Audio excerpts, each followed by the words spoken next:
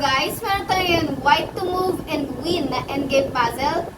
Pero guys, depende yan. Pwede itong mag-draw or win. Depende kung tama ang gagawing first move ng white. Kasi meron tayo ditong apat na pwedeng move. Meron tayong King D6, King D7, F4, or King D5. Ngayon, isa-isahin natin kung ano ang tamang sagot dyan. So guys, uunahin natin dito ang F4 na move. Ayan, F4, white pawn. And then, King E4. And then, King Delta 6. Ayan. And then, King takes F4. Obviously, draw na yan. So, ang F4 na move guys ay balik. Tingnan naman natin guys ang King D6 na move. So, King D6. King D4 ang black. Siyempre, ano lang yan? Opposition. And then, King Echo 7. Habulin ng pawn na black. And then, King Echo 5. Echo 5. Ito. Echo 5. Ganyan. And then, King takes F7. King F4. O, diba? So, draw na naman. Which is, mali itong move na to.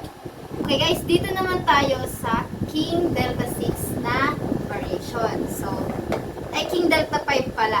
Tapos natin sa Delta 6. Ayan, King Delta 5. King E2 ang response ng black.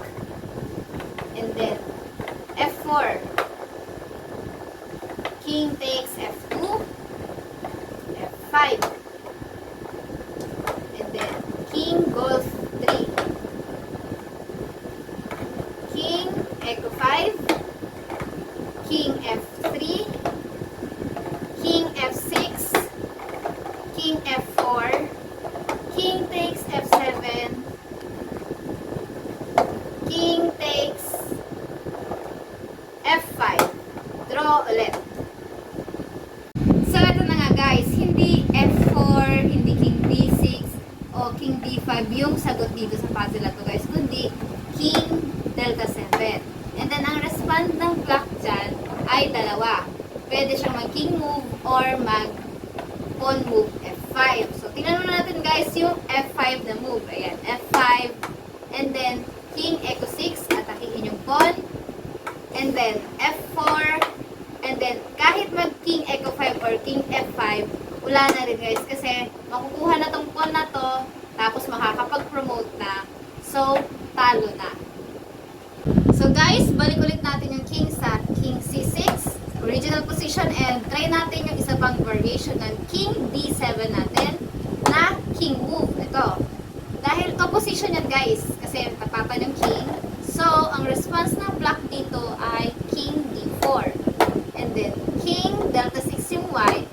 Sa ganyang position guys, wala nang ibang play dito ang black. Kasi kapag umalis yung king, may pasok ang King Echo 5 at sumuswang ang position.